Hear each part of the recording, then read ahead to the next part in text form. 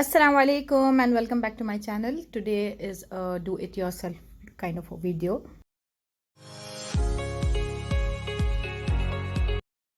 So if you have an old mixer jar or if the blades are not sharp enough, you can simply follow this and in 1 minute you can sharpen your blade. You don't need anything extravagance for this or need to buy anything. Just add 1 cup of salt to your jar, close the lid and grind it for 1 minute. If you have rock salt, the crystal ones, that'll be much better. Otherwise, even the table salt is enough. For 1 minute straight, you need to grind it.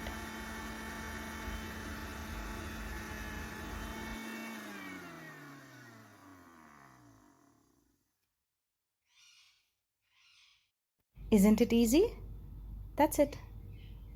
Your blades are sharp. The salt is not wasted. You can use it for your cooking. Wash the jar and see the difference. It will be just like new and sharp. So if you like my video, don't forget to like it, share it, subscribe it and press the bell icon. Bye bye.